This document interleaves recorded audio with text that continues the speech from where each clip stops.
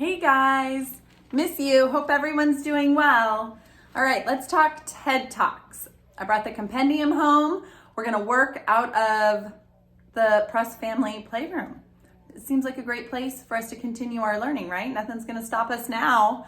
So, all right, you guys, TED Talks. We all should have a topic. If you have been on the fence with a topic, this is the time. You need to choose. So going back and thinking about our commitments that we came up with, we really want to speak from the heart. So what is a question that you want to answer, a concern that you want to address, or something that you are so passionate about that it fills your heart and it consumes your mind, okay? So think about some of those things. If you need some help with really narrowing it down, reach out to me and I am more than happy to have a conversation with you so we can pinpoint it, okay? Gotta have our topics. So remember, if you go back to page 62 in your IMB in the big pocket, right, you should have your TED Talk packet in there. Also, as you're getting ready to start putting the pieces of your TED Talk together, I want you to think back to the observations that we made on the different TED Talks that we watched and the things that really spoke to us and the things that didn't really work for us when we were watching, right? You guys really were into the tone and the passion that came from the speaker's voice when we talked about the different things that we liked and things that didn't work so well for us when we watched TED Talks.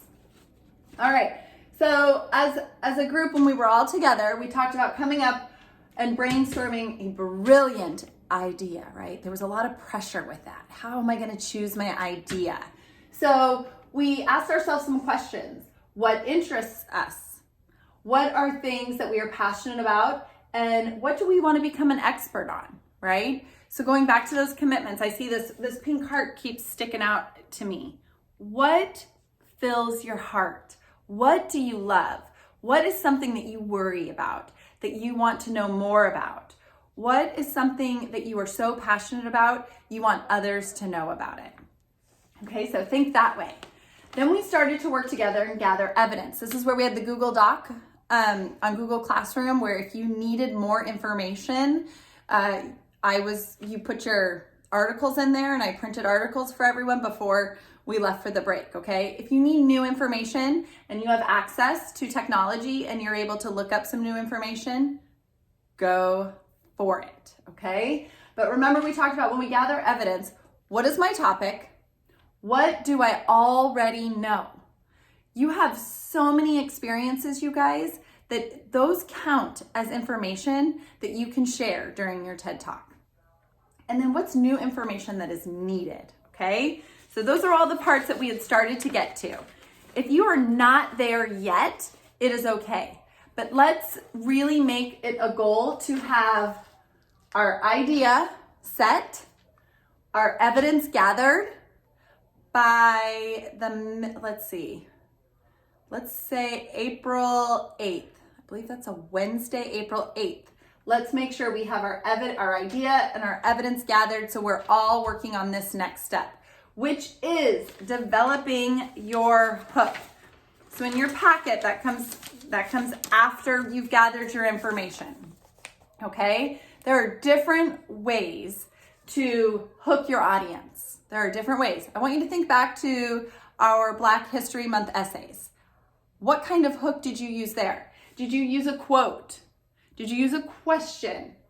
Maybe you want to tell a story to get your audience members engaged and thinking to themselves, what are they going to tell us about? What's this story? Maybe you want to share an amazing fact, right? Maybe there's some piece of information that's like quite startling and unexpected, which brings me to, when you're thinking about a hook, we want it to be unexpected or catchy.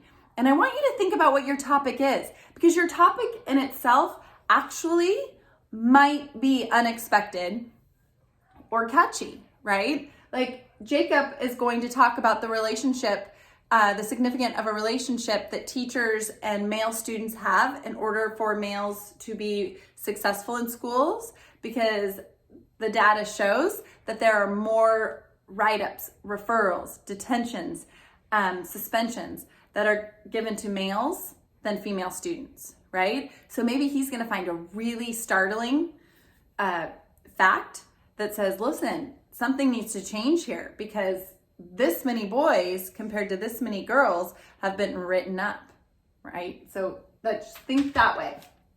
All right, so 3 parts: an idea, gathering your information, what do you know, what do you need to know, and a catchy hook. All right, you guys, I am excited to do this with you virtually. It's gonna be interesting. We're all gonna learn together and we're gonna figure it out. All right, you guys, I will see you later. Bye.